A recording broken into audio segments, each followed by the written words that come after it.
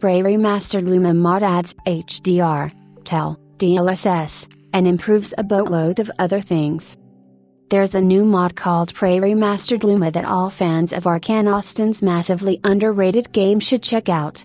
It was made by Filippo Tarpini, the Remedy developer who already worked on the excellent Control HDR, DLSS and Starfield Luma HDR mods, the latter with the help of a larger team. Despite the naming, Luma actually has more in common with the former mod. That's basically, it doesn't just HDR, it introduces a lot more, such as support for NVIDIA DLSS and GTAO, ground truth ambient occlusion, and improves many graphics features such as screen space reflections, anisotropic filtering, dynamic shadows, and more. The whole Luma changelog can be found below. The mod can be downloaded via Nexus. Added HDR output, sRGB 16 bits, alt width, improved tone mapping and rework of all post-processing effects. Increased buffers quality in SDR and HDR, reducing bending. Improved the quality of dynamic shadow, especially from up close. Added a more modern ambient occlusion solution, TEL. The original AO is also improved in quality. Improved screen space reflections.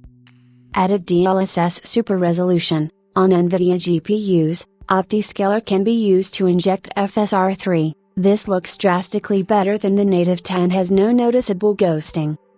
Added RCAS sharpening after GTAO, replacing the original basic sharpening implementation.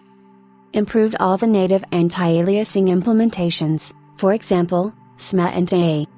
Improved anisotropic filtering, it was not set to 16x on all textures that would benefit from it. Improved quality and look of sun shaft effects and lens optic effects, for example, lens flare. Improved motion blur quality and fixes multiple issues with its motion vectors. Improved bloom quality and fixes multiple issues with its generation, for example, it was trailing at the edge of the screen. Improved ultra-wide aspect ratio support, bloom, AO, SSR, sun shafts, lens optics, etc. did not scale properly with it, causing the sun to be huge in a war, causing bloom and chromatic aberration to be stretched. now also exposes the vertical field of view instead of the horizontal one, which was limited to 120 and not ultra-wide friendly. Improved high-resolution support. A multitude of effects did not scale properly to 4K, like the object highlight overlay or stars, sun sprites.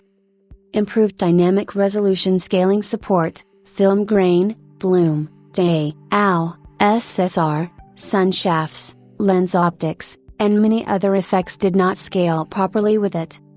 Improved high frame rate support. By unlocking the frame rate beyond 144, you can change the limit in the menu now. Improved swap cane flip model, more responsive for VRR. Added optional HDR post-process filter on pre-rendered videos. Added settings to turn off vignette or camera motion blur. Unfortunately, with Arcane Austin gone, the likelihood of a new Prey game in that vein seems very low. However, thanks to this mod, PC players will be able to continue playing this game with enhanced visuals.